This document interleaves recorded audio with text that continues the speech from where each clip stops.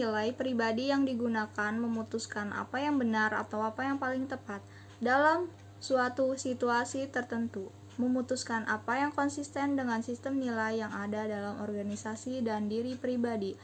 Kata etika berasal dari bahasa Yunani, yaitu ethos atau tacha, yang berarti tempat tinggal, padang rumput, kebiasaan, atau adat istiadat. Oleh filsuf Yunani Aristoteles ketika digunakan untuk menunjukkan filsafat moral yang menjelaskan fakta moral tentang nilai dan norma moral, perintah, tindakan, kebajikan, dan suara hati. Menurut Matisse dan Jackson, etika memiliki dimensi-dimensi, yaitu konsekuensi luas, alternatif ganda, akibat berbeda, konsekuensi tak pasti, efek pesona. Sebelum pengambilan keputusan mengacu pada prinsip-prinsip berikut ini. Yang pertama, autonomi. Yang kedua, non-malfeasance. Yang ketiga, beneficence. Yang keempat, justice. Yang kelima, fidelity.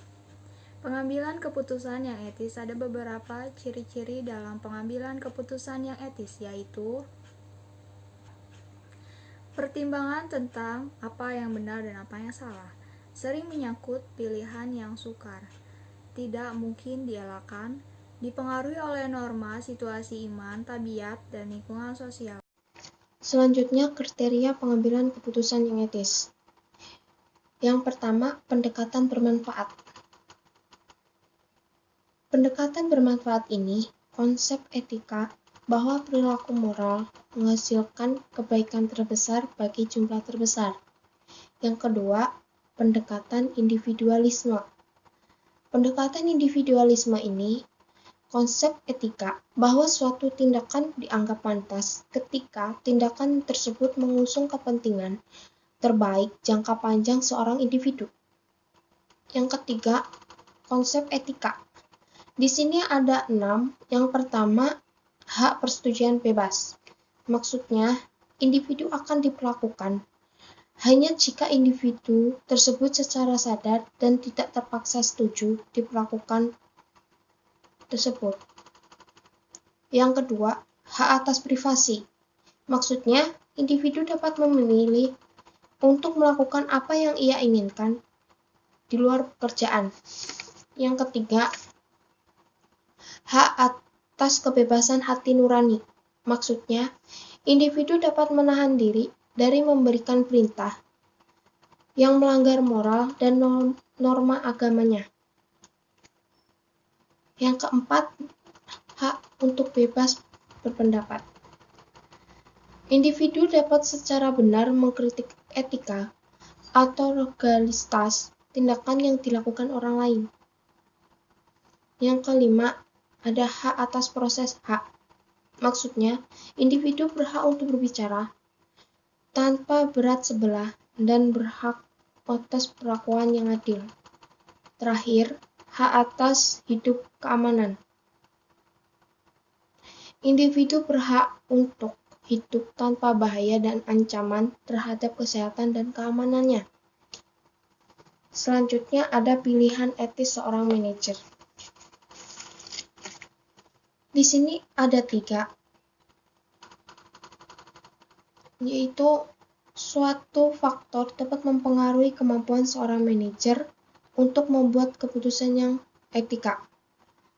Kebutuhan pribadi, pengaruh keluarga, dan latar belakang agama membentuk sistem nilai seorang manajer. Di sini ada karakteristiknya.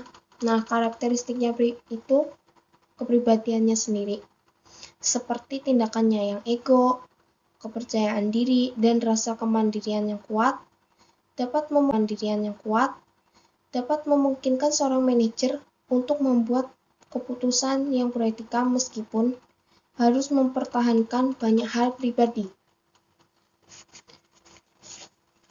Yang terakhir, selanjutnya,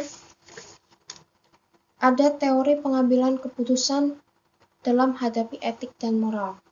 Yang pertama, teori utilitarianisme adalah tindakan yang dimaksud untuk memberikan kebahagiaan atas kepuasan yang maksimal. Yang kedua, di sini ada teori deomologi. Tindakan berlaku umum dan wajib dilakukan dalam situasi normal karena menghargai. Maksudnya, normal yang berlaku. Contohnya, kewajiban melakukan pelayanan prima kepada semua orang secara objektif. Yang ketiga, ada teori hedonisme. Maksudnya dasar yang menjadi alasan kepuasan yang ditimbulkan mencari kesenangan dan menghindari ketidaksenangan. Terakhir, yang keempat, teori eudemonisme adalah tujuan akhir untuk kebahagiaan.